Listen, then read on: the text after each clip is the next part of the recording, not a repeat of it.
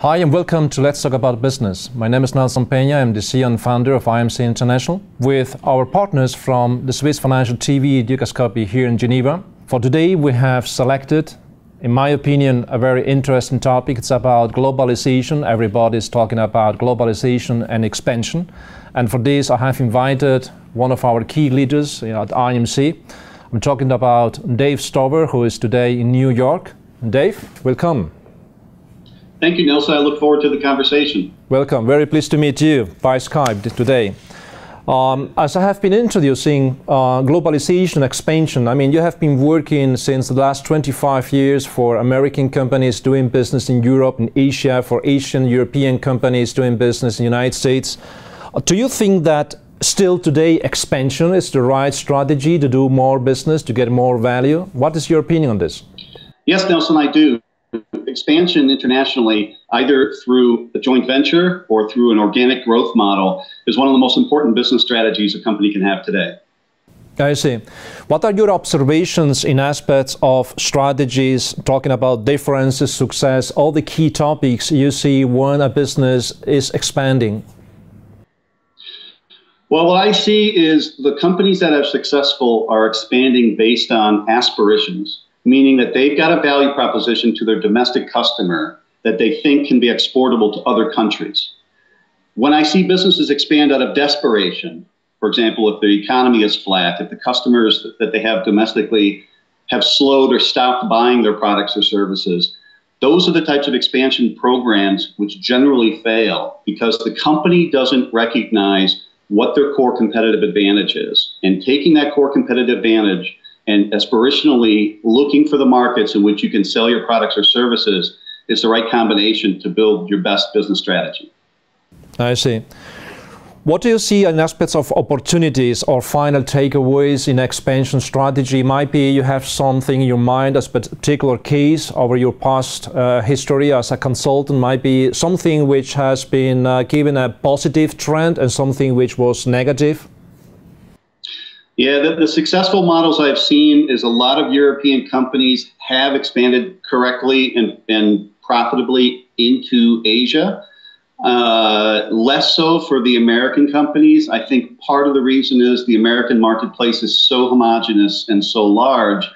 The DNA of the corporate culture is slightly different from the DNA of a European Union company, which is used to building a book of business across multiple countries inside the EU and EFTA.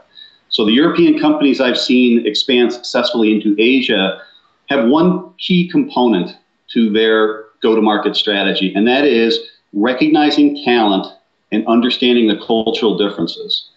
The ability to recognize talent in a foreign market is extremely difficult. It requires a very strong HR function and a talent management function. And to look for the types of people that you need to build your book of business in whichever country it may be. And again, when we talk about Asia, it's similar to talking about Europe. There is no Asia. There are countries that are...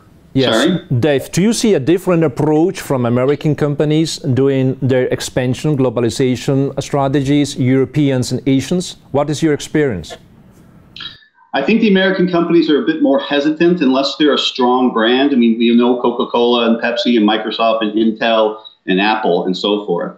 But when you look at a typical American company, they are going to be more likely to enter into a joint venture, or if they happen to be in the consumer products industries, they'll be entering into the market as a wholesaler, not a retailer. They'll need to learn how to work differently in those markets. And most American companies are very headquarters-centric, meaning that most of the decisions are made at the corporate headquarters, not at the subsidiaries or at the divisional level. So when you move international for these American companies, the one thing they have to learn how to do is which decision-taking functions, which decision-taking responsibilities need to be distributed and empowered in the local country, and which ones need to remain back in the mothership in the corporate headquarters. And that is a difficult thing to learn for the first time. European companies tend to have a lot more experience with how to build what I would call a hub and spoke operating model, so that they know these decisions are okay to be made inside the country or in the city, in the vertical, and these decisions need to remain back in the mothership.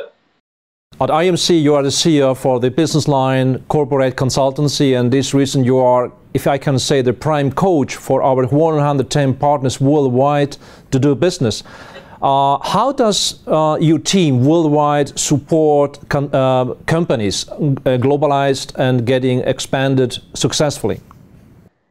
Well, the advantage that we have at IMC when it comes to corporate consultancy is that we've started global. We started flat.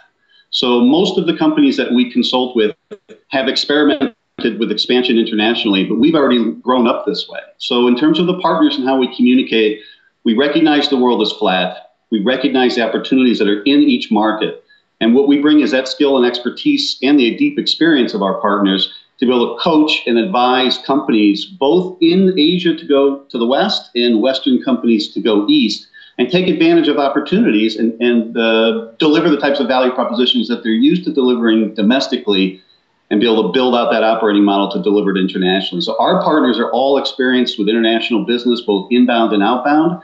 And the fact that we're spread and located in exactly the right markets gives us a huge competitive advantage in terms of coaching, advising, and providing strategic counseling to our customers.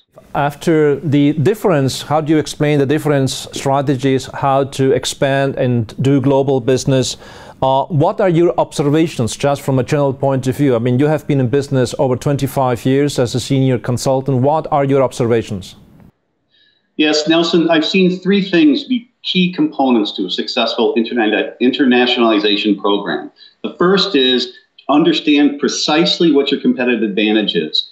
Many companies, when they look to expand internationally, are more worried about the go-to market, understanding where they're going or where they wish to go. What they need to do is do an as-is assessment of what their competitive advantage is domestically. The second thing is they have to anticipate which of those competitive advantages that they have domestically are applicable to their target markets, because many things that companies can do inside their own country because they grew up that way and they've been in business for quite a while don't translate so well culturally or economically to their target markets. And then the third is they need to execute a precise entry strategy, whether it's organic growth, a joint venture, a licensing agreement. They need to decide on exactly how they're going to enter the market, and they need to decide exactly and precisely the time frame for when they need the financial numbers to prove or disprove that their entry strategy has been correct. So those are the three things: understanding, anticipating, and executing, that I've seen the companies be most successful in their internationalization programs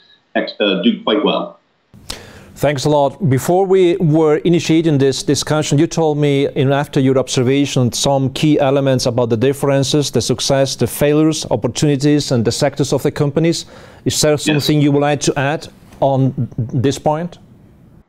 Yeah, I think the entry strategy, an internationalization strategy, needs to really consider what type of market you're entering into. Is it an emerging market? Is it a growth market? Or is it a mature market? It's not enough to say we want to go to Asia or we want to go to Latin America. You need to understand exactly which country you're getting into, what the economic conditions of that country are, and then it's city-based economies. So you need to decide where you're successful domestically. How can you replicate that? Which are your target cities to enter into? And what is the right operating model? Should you go in as a joint venture initially? Should you go in and create your own legal entities and have company-owned execution?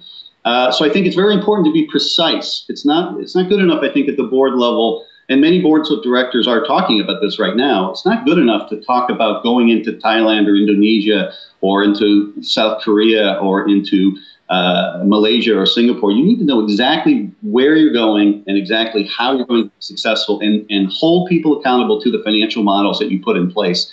And I think if you're as precise in your international expansion program as you are in your domestic execution, I think you can be very successful. Thanks, Dave. I appreciate it very much. Thanks for having been here. And this was Let's Talk About Business, IMC International, Nelson Peña. Thanks.